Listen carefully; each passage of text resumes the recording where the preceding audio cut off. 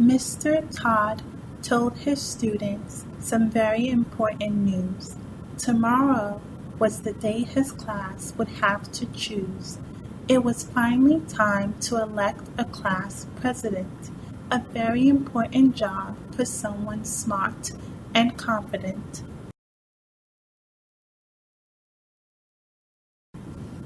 The children were excited to select their new leader. They believed that democracy would produce a big dreamer. Tons could be done to make their classroom so much better, but first they had to pick a student to carry out this endeavor. Later that afternoon, two candidates would debate. One was Molly Fenstermacher, the other Samuel Gate. The two had been buddies since they met in first grade, but things were about to get nasty and friendships might fade. The two students took their seats, and the candidates the stage. Mr. Todd would be moderator, while the two would engage. The first question was easy. What would your first act as president be? Now it was time to hear from each nominee. Molly stood tall and delivered her reply. We should go on more field trips like the zoo that's nearby. She didn't stop there. She had a long list. New computers and calculators. Nothing was missed.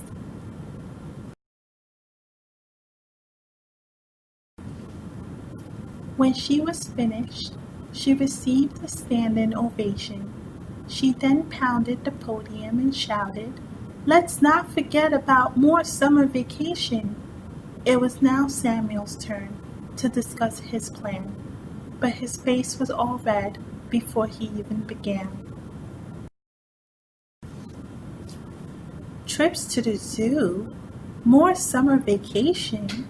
Sure sounds like Molly has a wild imagination. Here's what we need, and I'm just the guy to get it done. 20 more minutes of recess followed by 30 more minutes of fun.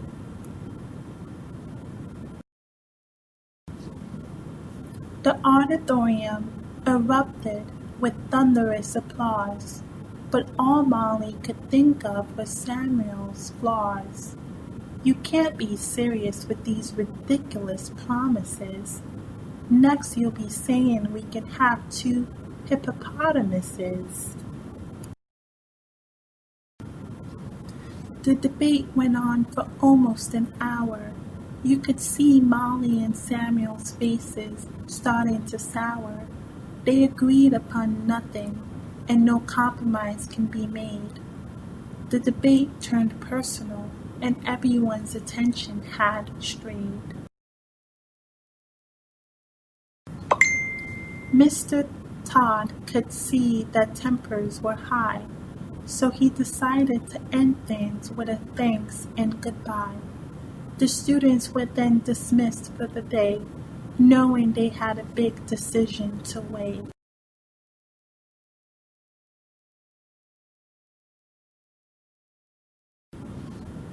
On the bus ride home, things got super intense.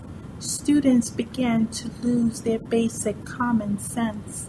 Some shouted insults while others called names. It was easy for them to find someone to blame.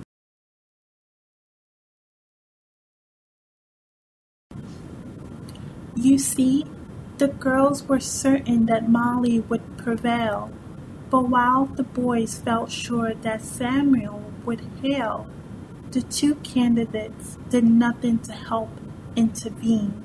Instead, they jumped in and created a scene.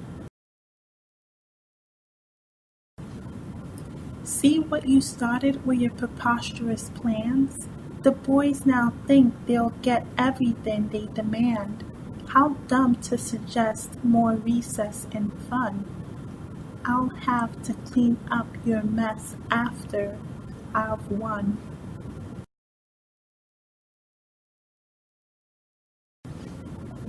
You're just jealous of my brilliant proposal. Soon I'll have the entire fifth grade at my disposal. You think you'll win with all that new computer chatter. After tomorrow, none of that will matter. After the bus delivered everyone to their homes, the students continued to gossip on their phones. Who would win this ugly class election? It was clear to see these two were far from perfection.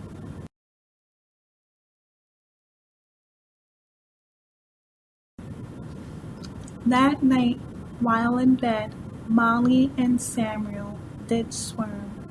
Little did they know there was a lesson to learn. Their feelings inside were making them think treating each other poorly really does stink. Arriving to school the very next day, the students seemed more somber as they slowly made their way. Mr. Todd greeted everyone as they came through the door. What are all these sad faces for?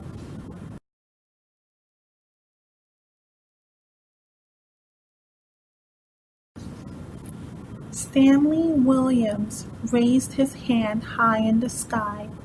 Mr. Todd, I think I can explain to you why.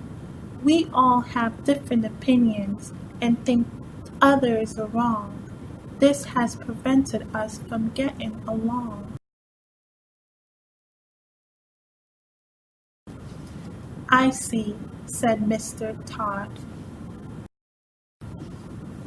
It's okay to have your own opinions. In fact, you really should. It allows you to express yourself, and that is all good. However, we need to be respectful to others.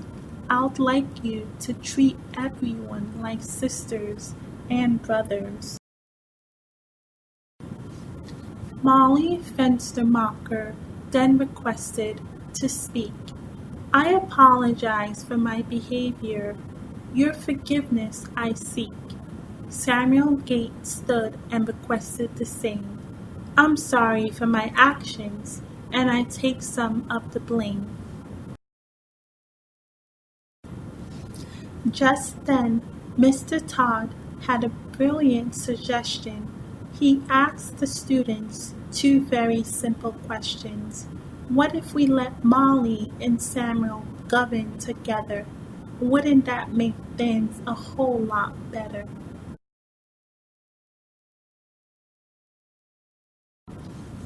The cheers could be heard all the way down the hall. They loved the idea of working together for all. This was the moment the fifth grade had decided. Two presidents are better than one, and for that they were all excited.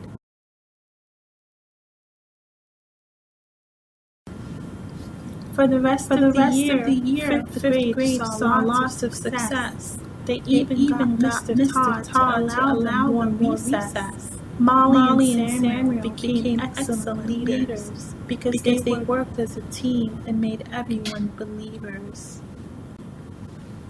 The end.